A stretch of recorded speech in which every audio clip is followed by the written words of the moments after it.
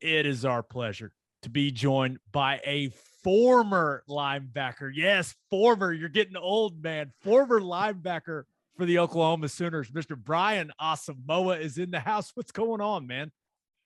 Super excited and blessed to be on this call with two Oklahoma legends. So you guys are all around the hall. So I'm in elite company right now, and I'm excited that I am. Well, you're the legendary one, my friend. Had a huge Senior Bowl, which, you know, that's a weird world to go into, right? A lot of unknown with coaches and players you've never been with. But man, you shined. Got the Linebacker of the Week award. How was that whole experience? So what people really don't know about that whole Senior Bowl situation, I actually took 20 hours, the fall semester, to put myself in a position to go to the Senior Bowl. But that whole experience was amazing. I got to showcase my abilities in front of NFL scouts, GMs, and obviously the Jets organization who was really coaching me. Like I said, it was fun, and I feel like I made the most of it. You absolutely did. Getting the Player of the Week at your position it's a big deal because your teammates are the ones that vote on it. So that's an honor. Now, when you were headed down there, right? What were you focused on showing, not only the team that was coaching you, but all the NFL teams that are down there? What did you really want to show all of them that you were capable of, and that you could show them you can improve on what may be viewed of any of your weaknesses? So the first thing that I thought about before I went down there is that I want to be the best football player down there in Mobile. So obviously that was a goal of mine to win the linebacker MVP award. But the thing that I wanted to also show these NFL scouts and GMs is that I can cover, I can run sideline to sideline and play extremely fast to show that I'm a 3-down linebacker. And I feel like I did those things. I believe I lost only 2 one-on-one reps between the running backs and tight ends. And, showing that I can also play downhill, because I know there was a notion that Asamoah couldn't play downhill because he's undersized, but I killed all that noise. And just like I said, I showed my ability to play downhill first and second down, but also cover on third down as well. You mentioned playing sideline to sideline, and I don't know who said you can't come downhill. That's one of my favorite things about you is when you trigger and you go, you make some great plays. But, my biggest pet peeve watching football is when guys don't run to the ball.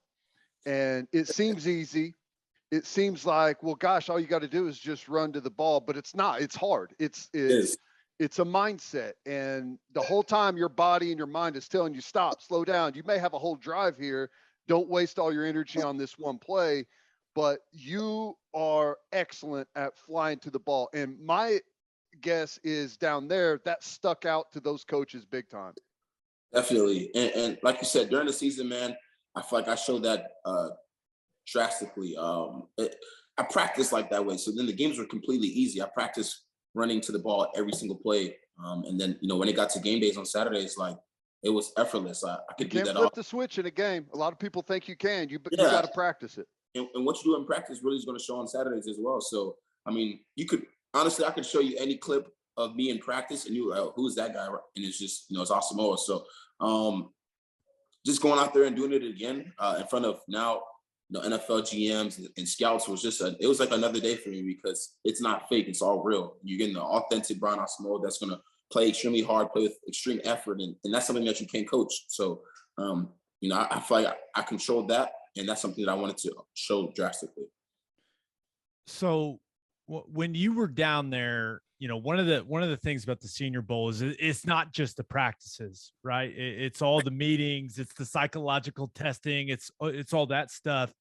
When you were getting to know some of these teams, what were some of the things that they were kind of bringing up? Because usually, at least in Ted and my experience, you kind of see these themes where a lot of teams will ask you about similar things. What were a couple of those things that the teams were asking you about?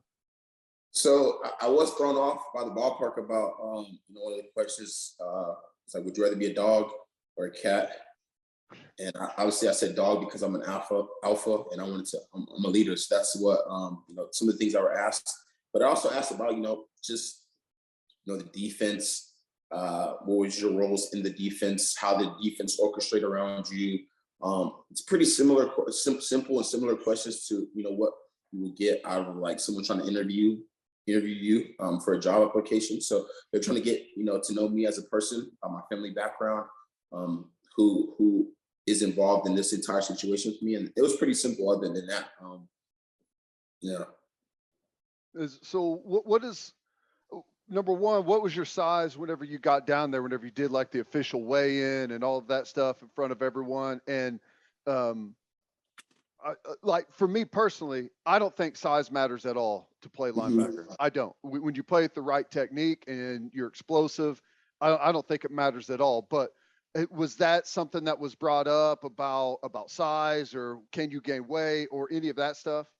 Question that was asked about and brought up was that what's my comfortable playing weight? Obviously, I played the season at 228, but the whole entire thing and how I weighed kind of low at the Senior Bowl is because that day prior, we had, as soon as we got to Mobile in that morning, we took 5 hours worth of psychological testing. So we really didn't get a chance to eat, to be honest. So then obviously my weight was kind of brought down from not being able to have breakfast and lunch that day, and then just getting straight into that psychological testing. But other than that, like you said, size doesn't really matter when you're playing linebacker. It's about who wants it more between you and the other guy standing in front of you. But questions that were asked were, what's your comfortable playing weight, and where do you see yourself playing, in the defense? So I talked to a couple guys that were down in Mobile, and one of them, after seeing you guys that do the NFL draft stuff for a living, put together the mock drafts and all that stuff, and one of the guys texted me and he was like, "Hey, do you think Asamoah could lose a little weight and play safety?" Did that come up with anything? Is that something that came up with anybody, or was it all, hey, we're talking about playing linebacker here? So so two questions were asked about like where do you see yourself playing on this defense? Positions that people your size or people that we want to bring in could play all three positions. So that's like Mike, Sam, and sometimes traditionally in a certain defense, that Sam backer is kind of like that rover that could play the safety and get to the post, get to the flats, all the other things. So they just ask questions like, where do you feel comfortable playing at? Mike or Will, Sam, if we need you to, do this certain things. And also, like you said, playing safety, you also have to be able to cover. So in that traditional scheme, like the 4-3 or 3-4, that same backer is usually, covered on that number 2. So that kind of possesses that I could also play those three other positions on the field as well. It wasn't really brought into like, hey, could you play safety? But like I kind of felt like that was something that was kind of like could be talked about before. Later on going into the season, with whatever team I'm with. But yeah, I'm not throwing any option out as to what position I'm going to play, because I feel like you want 11 guys on the field. That's good at doing one job. You don't want one guy doing 11 jobs. So just put me on the field and tell me what job I need to do, and I'm going to do it to the best of my ability. If you're paying me, I'll play anywhere you want. I'll be a punter if you want me to. So whenever you met with different teams and stuff, was there anyone that it just clicked, like you felt like maybe a linebacker coach or D coordinator, maybe a head coach that you just, I really like this guy. I like what they're talking about. I would fit in with them. There were several teams like that. The first day I got there, when we had our informal meetings, a team grabbed me right away, like as soon as I sat down. So I kind of, okay. And then, we were having connections. Are you asking me to tell you the teams that I had those connections with? Sure. So talk to the Bears, just because they have a linebacker needs. Panthers. I talked to honestly all the teams, but the teams that I had connections with, just because of the strength of them having wanting someone to play alongside a certain individual. Who are the teams where I clicked at, and things that they wanted to see me and how I could perform next to this individual, how I could learn with this individual. So down there, one of my favorite things about going to the Senior Bowl is like, I still talk to some of the guys on like a weekly basis that I went down there with that I didn't know at all before heading into that process. Did you become close to any guys from other schools or anything like that? I know that you had quite a few OU guys down there, and that brings some, just kind of a level of comfort to that situation. But did you get to know and become friends with any of those other guys? It's kind of funny. I met some Iowa State guys. Charlie Kohler. He's a great dude, very smart football player as well. That's the guy that I kind of built a connection with throughout the entire practices, and also some Baylor guys like Jalen Petrie, Terrell Bernard, just guys that played in the Big 12. Because obviously the talk around those environments are, which team is the best team or which conference is the best conference. So a lot of the times me and the other guys had to stick up for the Big 12 conference because it's kind of looked upon as down or whatever. But, I had a connection with, guys that were on my team, like Jalen Petrie. He was a nickel. So really, a lot of the times me and him are working together for that. I'm in man and he has to go to the post, or he's in man. We're both on him and he's outside on that run fit. So that was one of the guys. Very good football player, very smart football player as well. So what's next? You checked off the Senior Bowl. That was a win. You handled your business down there. Now you've got the combine coming up. So I'm guessing like all the training and everything going into that. Yeah, so I've been training at Exos, Arizona so far. Obviously, it's coming to an end because the combine is next week. But the thing that's next for me is just trying to go kill the combine. All the hard work that I put in for the last 8 weeks to put myself in a position to go out there and just dominate it all around the board. So I'm excited for that opportunity because it's just another opportunity that's going to present itself and show or weed guys out. You know what I mean? It's gonna show what guys can do from an athletic standpoint, and I feel like I'm gonna be able to showcase my abilities once again in front of a lot of people on a big stage. Okay, what are you gonna run? I know how the combine prep works, right? I trained right down the road from where you trained for the combine. I know you got some times. Teddy and we've been talking about you going to the combine and flying when it comes to the 40. You don't have to, maybe don't give us the low time. Maybe give us, kind of one of the higher times. Yeah, like a range. I'm just gonna say 4.5. Yeah, that'll do it. 5. Perrion said he's going to run 4.8. I tell you what, if Perrion runs a 4.8, man, he's gonna get paid. So I agree. That's what I told him. I said, if you run 4.8, just run right out of the building. Don't even do anything else. That'll be his last day. He's gonna see you at pro day, man. yeah, but now I'm just gonna say 4.5, man. Been with a lot of great coaches down here, like John Barlow and Nicholas Hill. Been just continue to work on that technique of getting out the start, and continue that top end speed. Those are some things that I worked on and try to just perfect. Really and truly, they taught me how to run, and I appreciate all of that they did for me.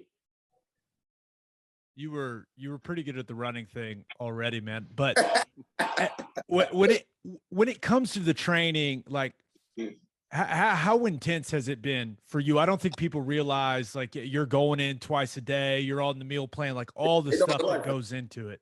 They don't realize that. I think the hardest thing within that whole entire process is like you have to lock into that because, for instance, if you're in a place like Arizona, there's a lot of distractions all around you. It's Arizona, a beautiful place, has a bunch of outdoor activities.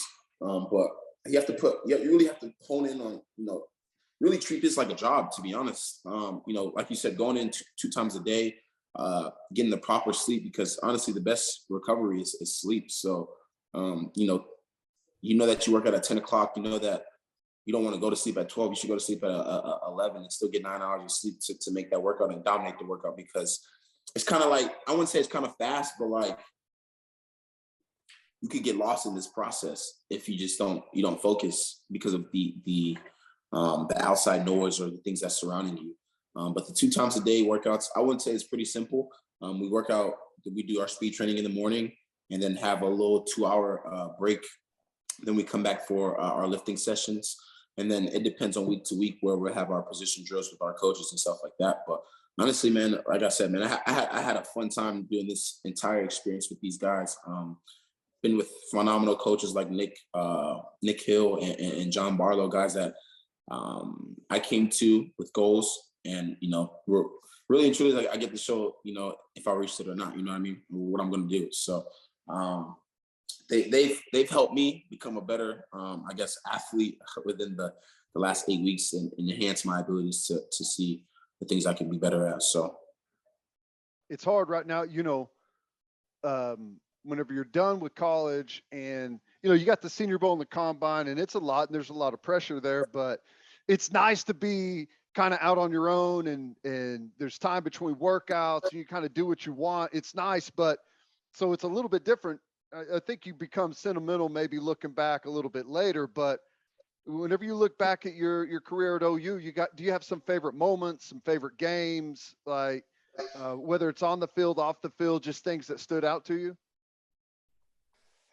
definitely, and like you said, when you have that free time, man, what do you normally do? For me, I just watch film, because I'm like, I kind of see things I could have did better when watching those clips on X or XO.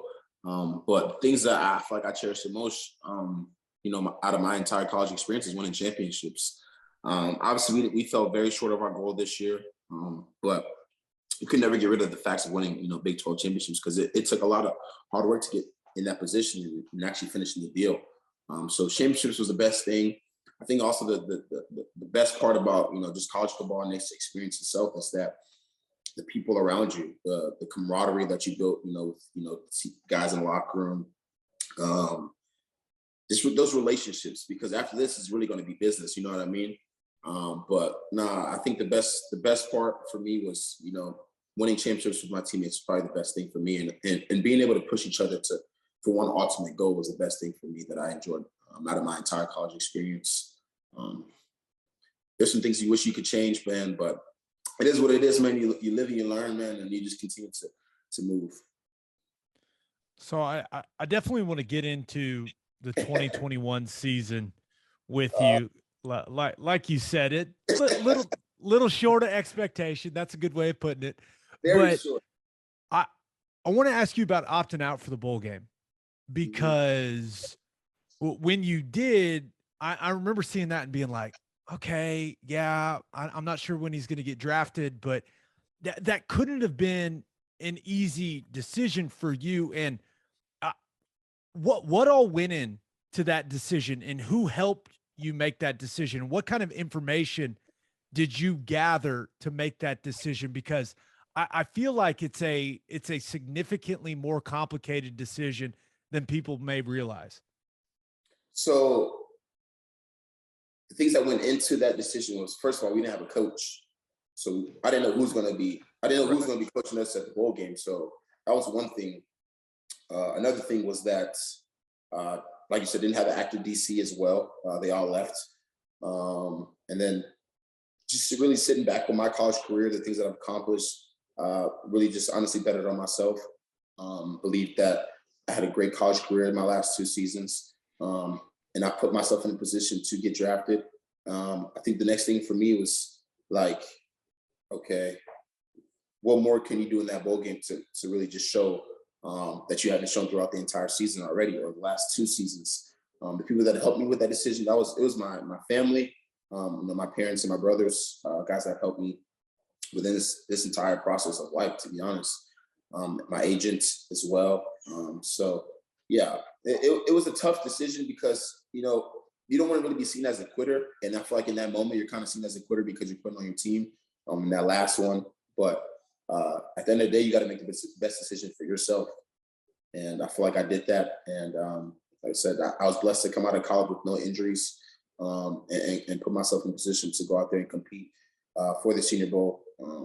I feel like a bowl game that honestly really mattered and helped me become a better football player, and also helped my stock within this draft process. So yeah, it was tough, but I think the best thing for me that was exciting is that we got that last one. So it was exciting for that. We found out who our coach was after that. Coach Venables is going to be a phenomenal coach for OU, and kind of just left the program in good hands. So the 21 season, it was interesting. You guys were 9-0 at one point, undefeated, but there was a weird feeling around it. What was it like inside the locker room? Is that the year kind of played out, seeing that you're undefeated, knowing that there were some things that didn't feel right? Like, how did the whole thing unfold? So I think that one of the toughest parts of that entire season was winning games, but it felt like you were losing. You know what I mean? Mm-hmm. We were 9-0 at a point, but the close games, we really didn't understand that even though these games are close, we're still winning and really having that appreciation for winning. Inside the locker room, obviously there's a lot of stuff going on the field with position battles, some other things that were going on with just, the lack of play from different sides of the ball, whether it's offense, whether it's defense, not playing to a certain level of standard for both sides because we held ourselves to a higher standard. So I think that was the toughest part because we had an idea. We were extremely talented on the entire depth chart. So to sit there and have close games with Kansas and just not really knowing what's the problem was extremely tough. But at the end of the day, we still believe that if we take one game at a time and we're winning those one games at a time, we got to put ourselves in position to continue to do that and continue to appreciate practice, to continue to appreciate winning. Those are the big things for me. But other than that, everything was pretty normal. We just had to have an appreciation for things that isn't really appreciated, like winning when you come to a program like Oklahoma, because you're expected to win and you usually do win. So it was a complete turnaround though from what our goals was, because obviously it was a national championship. Like I said, we were extremely talented throughout the entire depth chart. From a defensive standpoint, we had the best front four in the entire America, in the United States of America. We had the best linebackers. We had a very experienced secondary. So to fall short of a goal that we had, placed in the summer, it's extremely frustrating because you know how much work you put into it, and to see the way it ended is kind of tough.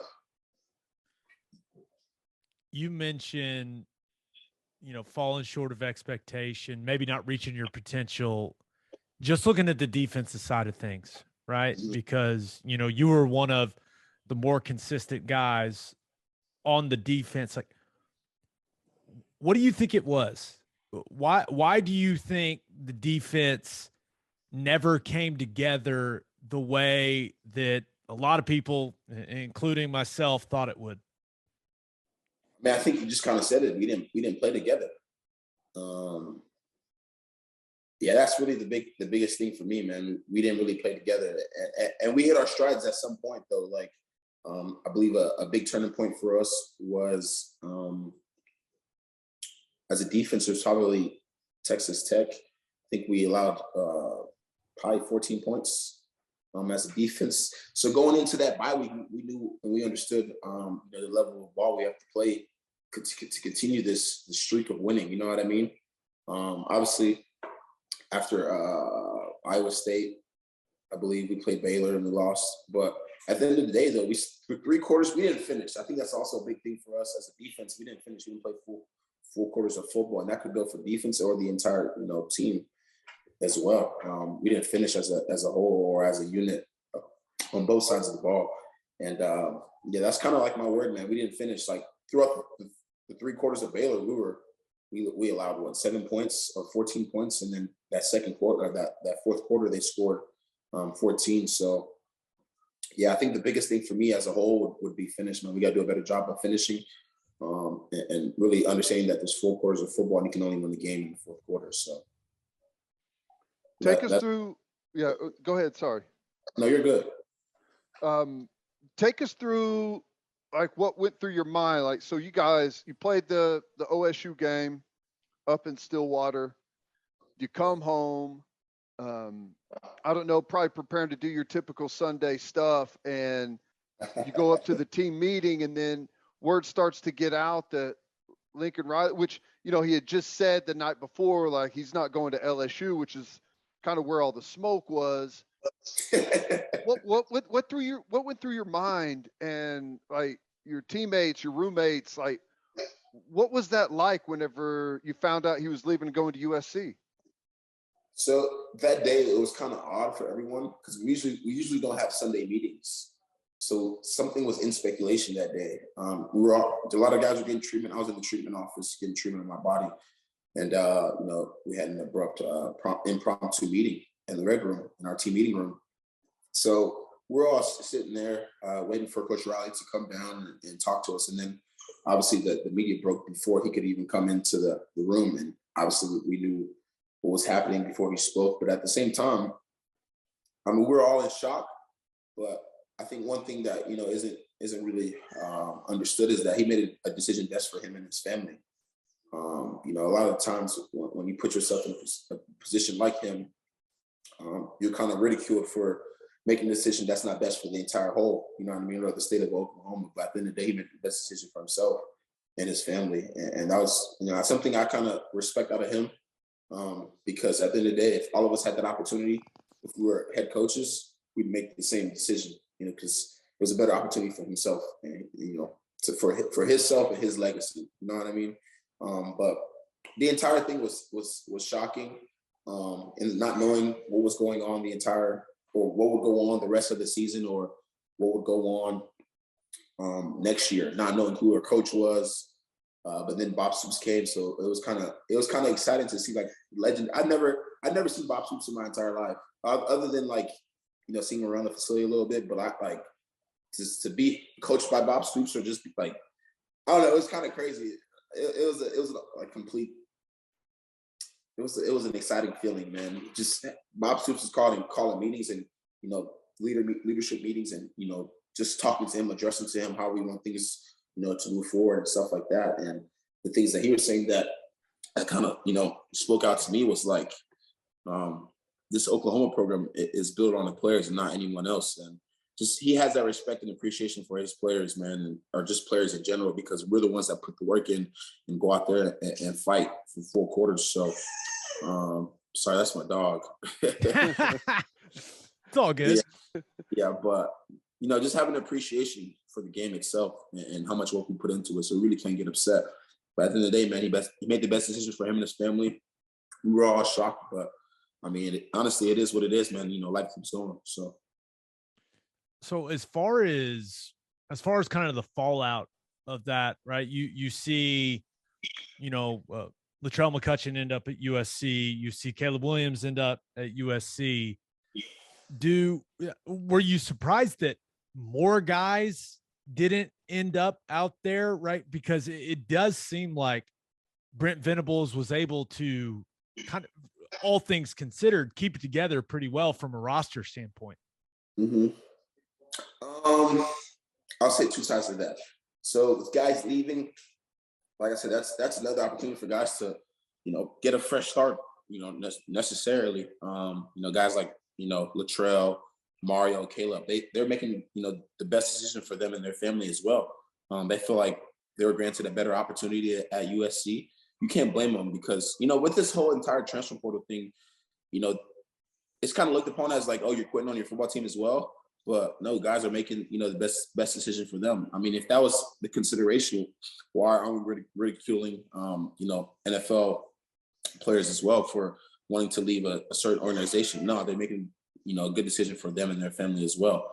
And then with the Brent Venables situation and how he kept, a great roster together for our 2022 season.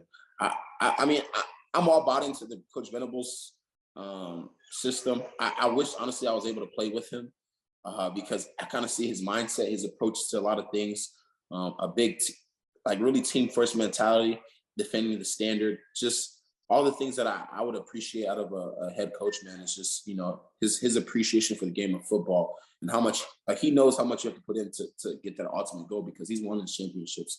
He's had, all types of accolades. So, like I said, I wish I was able to play in front of his, play for him and his defense, because I know next year is going to be crazy, and it's going to be very exciting to see the group that he leads for the Oklahoma Sooners next year. Have you had a chance to meet him or talk to him or maybe hear what the guys are saying so far? So I talked to him one time. That was the last time I talked to him. But one thing I do respect and appreciate out of him is that he continues to he'll text me on Twitter he'll repost me. Like, and I really don't even know the man. So it just kind of seemed like the type of person he is. And then now just seeing, you post guys, happy birthday. Like, it's the little things, you know what I mean, within the program. And to see it, a guy that doesn't really know me, and see him text me on Twitter all the time, and also, retweet, something that I posted on Twitter and quote retweet it, is just kind of cool, because like he's trying to build a relationship, and that's what I see. Like, he's trying to build a relationship with the guy that has already left and did what he did at Oklahoma. So I can only imagine what he's doing with the guys there. But also some things that I have heard about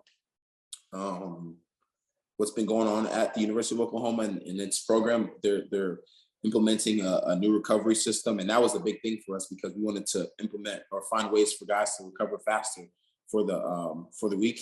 The guys are eating extremely better than what we were eating. They're having meals on Sundays now. I saw that today on people's social medias. And then the third one was that, they're having more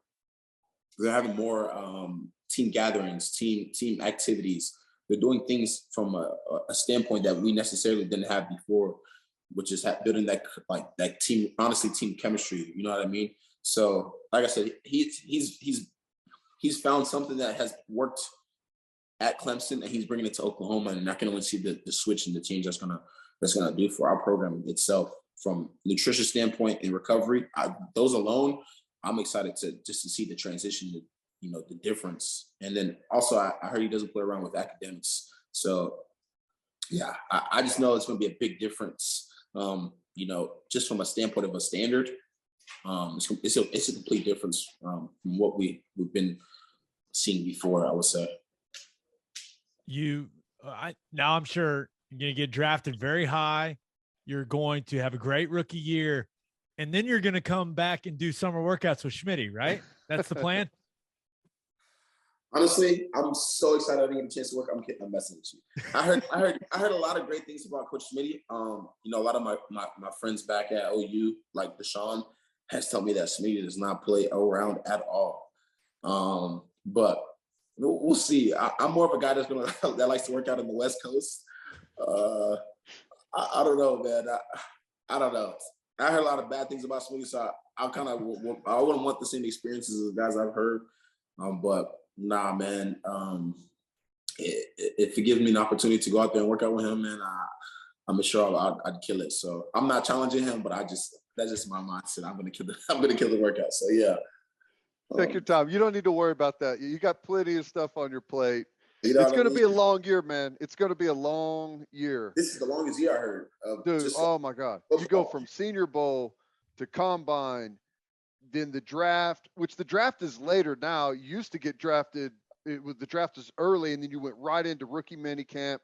It's a little bit different, but it doesn't stop. And then you go straight into a season that's got 20 games. It's a lot, man. That's tough. And I guess my question for you guys would be, what are some things that you guys want to see out of the Oklahoma program next year? I would prefer they win every game. That's number one. No, and you may disagree, but I would like to see a more dominant presence at the line of scrimmage, offensive line, defensive line. Mm-hmm. And I know that maybe the scheme changed defensively. Schmitty being back will help those things, but that is what I thought was the biggest issue. Like, this is a program these last several years. Like you dominated the line of scrimmage, and in a couple of games you guys lost. You guys got controlled at the line of scrimmage, and that can't happen, especially with the SEC. Whenever that move comes, like, you got to start building now. So that's like the number one thing I'm looking for. I know people, want to see Dylan Gabriel and want Marvin Mims to have a massive year and all that stuff, man. This game forever. I mean, until they stop playing this game, it's won and lost in the trenches. So that's what it is for me, man. That's what I'm going to be watching. That's what I'm always watching. But that is, I don't know about you, Ted, but that's first and foremost where I'm looking for the biggest change to happen. Yeah, well, there's no doubt. That's first and foremost. If I was to add something, this is not fun. No one cares about this, but it's special teams, man. I Oh my can God. go back in Definitely. almost every single time OU loses, we get beaten special teams, whether it's having a kick blocked or a kick return for a touchdown, maybe a gaff like on a field goal, like something bad happens in special teams, and that usually leads us to end up losing. And we play with such a small margin of error sometimes that we can't afford to give up any of those plays in special teams. So like I would like to see like a real emphasis there. It's been like I can't remember any of the stats, but I think maybe like Lincoln Riley's entire tenure, there was never a kick return for a touchdown. Is that right, Gabe? That's facts. Yeah. Yeah. I don't think, yeah, that's a fact right there. Because I've been with Lincoln Riley around 4 years. So, and my thing is like we got the best athletes on the field every time we play in our conference. You know, when we go to the playoff, okay, it's a little bit different. But as far as in our conference, we got the best players on the field, which means we should have a big edge in special teams as well. So I'd like to see that. It's crazy that you say that because usually Kansas State is always the team that has the best special teams within the conference. So I guess my other question for you guys would be, who do you guys think would be the breakout player on offense and defense? Okay. So I know Teddy's going to go Braden Willis on offense. You're right. I was already sitting here thinking it. Braden Willis, my guy. So I think I would like to see Jalil Farouk. I think he's a guy that the staff's really excited about, you know, kind of building off that performance in the Alamo Bowl, hearing some good things about what he's doing right now. And then defensively, that's a good question. I'm excited about Stutzman. I am. I think I love Danny, man. Because I was like a bigger brother to Danny. So like I kind of got to like mess with him a lot. And obviously I played with him a lot too. So like I'm excited. I'm very excited of Danny Stutzman because I know what things that he can do. All he has to do is clear his headspace, and Danny will be a phenomenal football player. He has all the physical, all the physical tools. He can run sideline to sideline. He's very physical at the line of scrimmage, like coming downhill and tackling. So that's a good one too, right there. I like Danny Stutzman for sure. I'd like to see, is it a breakout? I'm not sure, but I'd like to see Jalen Redmond turn into the dominant defensive lineman in the conference. Like he's got all the tools. We've seen some flashes. Can he put it together, be consistent, you know, grow that extra little bit? Because we see he's got the athleticism. He's got the explosiveness. If we're going to be good defensively, there's got to be a guy on that. Like, Gabe, you talked about the trenches. Like, if we're going to dominate the trenches, you got to have one of those dudes. And I think it's Redmond's time, man. My last question, all right? I'm enjoying this. I like him interviewing us. This is much easier. My last question, okay? Favorite Brian Asamoah memory on the football field? Moment? Yes. Well, this is weird, okay? Because it's a bad play for our team. But to me, it shows everything that I want in a football player. And I guess it was the first play of the game against Texas. Okay. The 75-yard touchdown to whoever that guy is. Worthy. Yes, yep. So whenever I see a guy pass, well, it pisses me off more than anything. But I get furious whenever I see a defender pass his own jersey, right? Mm-hmm. But on that play, you're out of it, right? You're out of it. You're not going to make the play. But anyone that watches this, go watch this play. You might have to put it on there. Yeah, we may insert it. We won't. I can assure you we will not do that because I do all the video editing and I'm not doing that, guys. We don't have the skill for that. I've got the skill, but I don't want there's a copyright issue. It's a It can gets of a worms. little there's more to this. See, you don't know the levels to the podcasting game, Brian. But you're totally out of the play, but you're 1,000 miles an hour. You pass like 3 OU guys, you pass like 2 Texas guys, and you are running as fast as you can until the play is totally over. Yeah. And people, it's hard to explain to people like how hard that is to do, because like I said, everything in your body, like all of your instincts are telling you to stop running. You're out of it. Save your energy. Save it for next play. Mhm. But guys that do that don't go anywhere. And to me, that play stuck out to me, and I think about it all the time. That guys that could do that go places. Okay, appreciate you. Gabe, what about you? Mine was, and you guys lost the game, but that doesn't matter. I know what you're talking about. Yeah. The hit on RJ Sneed. I think it was RJ Sneed in the Baylor game. Yeah, receiver. You light him up. And I think it was Benito that jumped on it. Yeah. But I just remember that I was always a huge fan of the speed that you played the game with. And that was a moment where I was like, okay, and this guy can thump a little bit. Like that is when, Teddy and I have been believers in you for a long time, but you were always the guy, at least in the 2021 season. You were the guy that always flashed for us, in the back seven. And that was just another example of that. Would have been way cooler if you won the game, but Definitely. That was a tough one. But we got to finish, so yeah. I think your first. I think was it the first defensive play? OU Texas. No. This year. Was it this year, or am I thinking of last year? Whenever you blew that dude. Missouri State.